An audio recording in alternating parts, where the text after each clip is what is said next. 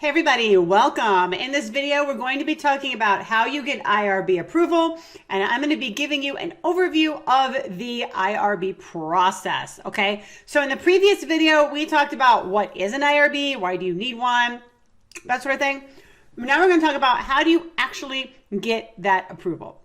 So before I go through this, I'm making certain assumptions here. I am assuming that you've got a study in mind, you've got your research questions, your methods, all of that hammered out, and that you're ready to collect data, right? Or you're getting ready to be, right, to collect data. So what does the process look like that you're getting ready to go through? All right, so first of all, your university will have a human subject / IRB office. If you don't know sort of where to find that or how to find it, you can simply Google your university name plus IRB. That's where I tried that. It worked for me. Got linked directly to it. Sometimes these university websites are a little cumbersome to find what we need, so that's a quick way to get there. Now, once there, you will find all the forms that you need. Now, how well your university's IRB office is organized, that's going to vary. Like for me, when I go to mine, I'm just hit with like a wall of links and documents and forms, and so you're going to have to kind of wade through it. But usually there is one big document, okay? And mine, at my university, it says IRB proposal form. So that's what you're looking for, something along those lines. So look for that. That's going to be the document that you want. Open it up. I'm actually going to show you in a separate video what mine looks like. Right now, I just want to give you the big picture. These proposal forms can vary depending on what kinds of information are being asked. But anyways, get your IRB proposal form, take a look at it. It seems a little overwhelming at first, but I'm gonna, in future videos, talk to you about how long it takes and how to get through it, okay? Now, in addition to this IRB proposal form, where they're gonna ask you a whole bunch of questions, okay, about yourself and the project and who's involved and who's not involved in all of that, you are also gonna most likely have to submit other documents, okay? You're gonna need to submit things. This can range. Examples include consent forms, all right? Those are going to be for people age 18 and up. Assent forms, which are going to be for minors, and I'm going to talk about that in a separate video about how you get IRB approval for minors, but those are assent forms. Interview questions, or if you're like me and you do semi-structured interviews, then sample possible questions, or like, here are the questions that I know I'm going to ask, and here's some possible samples of questions I might ask, that kind of a thing. If you're doing surveys, okay, that you wrote, you're going to have to include those. If you're doing assessments, you might have to include those. What I have found is that if they are self-created assessments, then you need to include them. But if they're standardized assessments that like you go out and purchase from a company, then they don't need to see that, okay? So there's going to be other things that you're going to have to attach as an appendix. There is likely a policy and procedural manual. You may want to take a look at it. I don't think I ever have, but it does exist. And then you're going to do the forms, okay? You're going to fill out all your forms. Once you've got everything complete, then you're going to submit it. And you submit it following the directions that they give you. So the university that I'm at now, I have to email it as an attachment. It feels like 1995, but I have to email it as an attachment. Where I was previously, it was an electronic submission. Okay, so just make sure that you follow the directions. I will say this: what is nice about having the email attachment is I do have the direct email to IRB. Like there is a human on that end that I can connect with, and so keep that in mind as you're going through this process.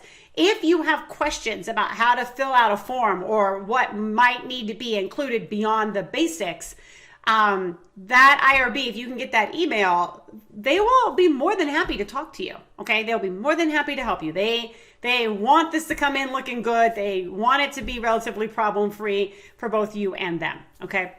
So you're going to submit it, and then someone, or it could be several someones, they're going to review it. Now, my IRB, place, okay. So the university I'm at now, they have a, sort of a, here's when we meet, here's the anticipated timeline, here's how fast you can expect to get this turned around. So they actually have a schedule, like for this year, when, proposals will be, reviewed and returned by. So that's kind of nice. And so you might want to check and see if your university operates on some kind of schedule. All right, so that you can get a sense of when you might expect this back. Some do, some don't. Some are just completing it as they reviewing it and getting it back to you as they get it.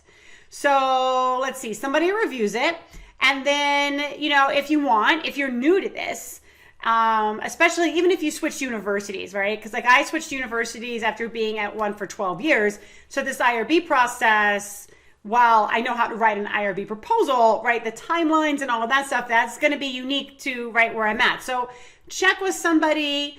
You might want to check with IRB, or you could just ask a colleague, like, how quick of a turnaround is typically IRB? What can I expect? Because sometimes, and it's very rare, but I have had it happen, and I had it happen just a few months ago. My proposal fell through the cracks, and so I followed up with them. Okay. So know about when you should hear from them. So if they say, oh, well, you should hear in 4 to 6 weeks, and it's been 8 weeks, you are well within your right to shoot somebody an email and say, hey, what's going on, right? So you want to keep track of this in the same kind of way that you would keep track of a manuscript that you sent out and know when to check in with the editor. Hey, it's been 5 months. Where's my feedback? Where's my decision? Okay. So if you don't hear within a reasonable time frame, absolutely follow up. Now, normally, at least in my experience, I get revisions, okay, to my IRB. And sometimes I'm surprised because things that I'm like, oh, they're probably going to not like this. They're probably going to want me to make some changes. They're fine with, and other things they want changes on. Usually these revisions are very small, right? Taking anywhere, I would say no more than an hour, but probably no more than 30 minutes for me to complete, okay? And sometimes it's, oh, you need to, you forgot to remove this paragraph from your consent form because it doesn't apply, or you need to add this information into your consent form because, you left it out and you need it in there, right? So my revisions tend to be very small and minor, mostly a lot of add this in, take this out kind of a thing. They'll tell you what you need to do. So you complete the revisions. Now, with a manuscript submission, right, they'll say you have revisions and you need to return it by this day. In my experience, IRB doesn't do that. Because, IRB is not running a journal. They're not publishing anything. If you don't get approved, you can't do your research. They don't care, okay? So if you can do your revisions the next day, do them the next day, send it back. If it takes you 2 months, whatever. If you've got a longer timeline and, you can wait a little bit, that's fine, okay? So complete your revisions, send it back in, and for me, that's always been the end of it, right? Because the revisions that they ask for, it's not like a journal where I send it in and they go, oh, you know what? You made these revisions and that's great, but we thought of some more things that you could do in the meantime. That's not what IRB in my experience has ever done. In my experience, IRB has said, these are your revisions. I make the revisions. If I have questions, right? If you have questions, you can contact IRB and talk to them about that. But I make the revisions, I submit it, and it gets approved, all right? So when you're thinking about where your study is and when you want to start collecting data, backtrack that and see how long it's going to take you to get IRB processed so that you can make sure that you start your study on time. And if you've got any other questions about the IRB process, kind of what it looks like, big picture, head on down to the comments. Let me know so we can talk about it further.